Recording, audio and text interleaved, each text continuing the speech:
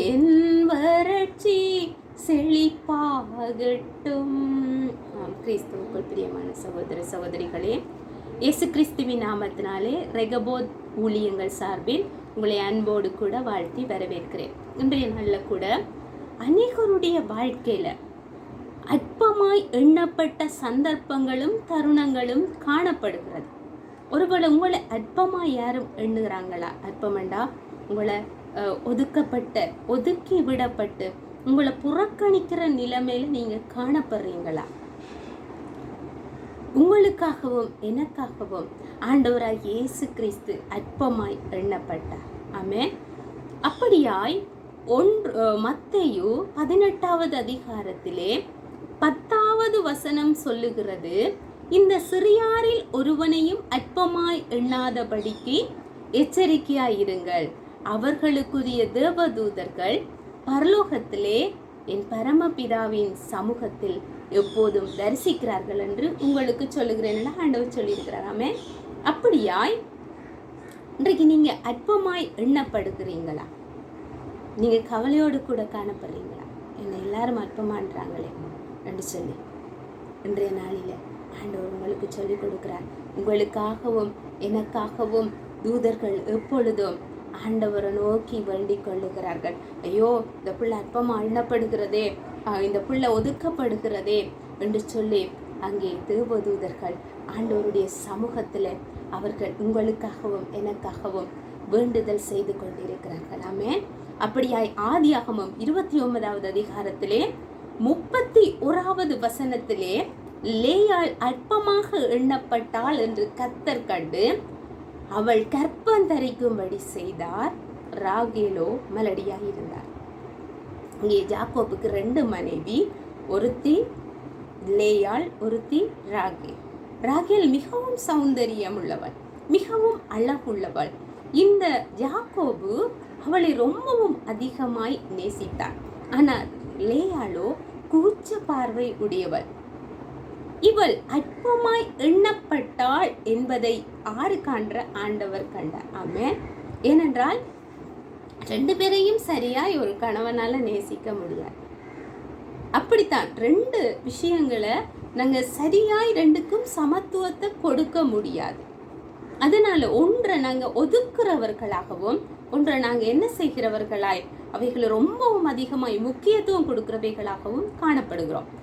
ஆனா இங்கே லேயாள் அற்பமாய் எண்ணப்பட்டார்.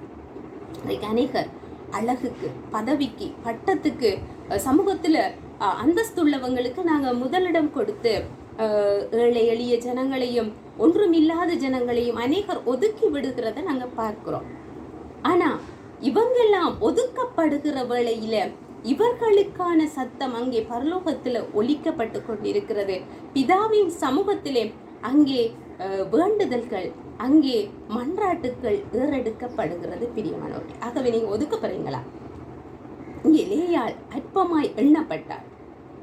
அங்கே கர்த்தர் அதை பார்த்து, இவளுடைய அற்பமான நிலைமையை பார்த்து இவளை கர்த்தர் ஆசீர்வதித்தார். இவளை கற்பந்தரிக்கும்படியாய் செய்தார். ஆனால் ராகேலோ அவள் நேசிக்கப்பட்டவள், அழகில சிறந்தவள், கணவனால ரொம்பவும் மதிக்கப்பட்டவள். உடைய வாழ்க்கையில் அங்கே குறைவு ஏற்படுகிறது. பிரியமானவர்களே, ஆகவே நீங்க கவலைப்படாதீங்க. நீங்க அற்பமாய் எண்ணப்படுறீங்களா? ஒருவேளை கணவனால, மனைவியால, பிள்ளைகளால, தாய் தகப்பனால, உறவுகளால, அநேகர் சமூகத்தால இழிவுபடுத்தப்படுகிறீங்களா? கவலைப்படாதீங்க. ஆண்டவர் உங்களை ரொம்ப நேசிக்கிறார். அவர் உங்களை பார்ப்பார். நீங்க அற்பமா எண்ணப்படுகிறது அவர் பார்த்து நிச்சயமாகவே உங்களுடைய வாழ்க்கையில் அவர் ஆசீர்வாதத்தை கட்டளையிட்டு அவர் உங்களுடைய அற்பமான நிலைமைகளை எல்லாம் அற்புதமாய் மாற்ற வல்லமை உள்ள தேவனாய் இருக்கிறார். ஆமென். நாங்கள் ஒரு நிமிடம் ஜெபிப்போம். பரலோக பிதாவே, இதை பார்த்து கேட்டுக்கொண்டிருக்கிற இந்த பிள்ளைகளுடைய வாழ்க்கையில அற்பமாய் எண்ணப்படுகிற இந்த நிலைமை மாறுவதாக இயேசுவின் நாமத்தினால இந்த பிள்ளைகளுடைய கண்ணீர்கள் துடைக்கப்படுவதாக. ஆண்டவரே, இந்த பிள்ளைகள் கலங்கி தவிக்கிற இந்த இழிவுபடுத்தப்பட்ட பேச்சின் நிமித்தமாய், ஆண்டவரை ஒதுக்கப்பட்ட நிலைமையின் நிமித்தமாய், தாழ்வு மனப்பான்மையின் நிமித்தமாய், ஆண்டவரை நான் படிக்கலையே என்று என்னை ஒதுக்குறாங்களே, என்று சொல்லி கவலையோட கண்ணீரோட இதை பார்த்து கொண்டிருக்கிற சகோதரனே சகோதரி, கர்த்தர் இன்றைய நாளில் உன்னுடைய வாழ்க்கையில அற்புதம் செய்ய வல்லமை உள்ள தேவனா இருக்கிறார். விசுவசித்து நீங்க ஆமென் என்று சொல்லுங்க. கர்த்தர் இப்பொழுது எங்களுடைய வாழ்க்கையில் அற்புதத்தை செய்ய வல்லமை உள்ள தேவனா இருக்கிறார். அப்படியா ஆண்டவர், இந்த பிள்ளைகளுடைய எல்லாவித அற்பமான எண்ணங்களும் மாறுவதாக, இந்த பிள்ளைகளுடைய வாழ்க்கையில இருக்கிற அற்பமான தன்மைகள் மாறி ஆண்டவரே இவர்கள் ஆசீர்வாதத்தை பெற்றுக்கொள்ளட்டும். இருக்கிற குறைவுகள் எல்லாம் கர்த்தர் மாற்றி ஆசீர்வதிங்க. இயேசுவின் நாமத்தில் ஜெபிக்கிறேன் ஜீவன் உள்ள பரலோக பிதாவே, ஆமென். ஆண்டவர் உங்களை ரொம்ப நேசிக்கிறார். ரெகபோத் ஜெபக்குழுவின் ஊழியங்கள் ஒவ்வொரு திங்கள் புதன் வெள்ளி 6:30க்கும், ஒவ்வொரு செவ்வாய் வியாழன்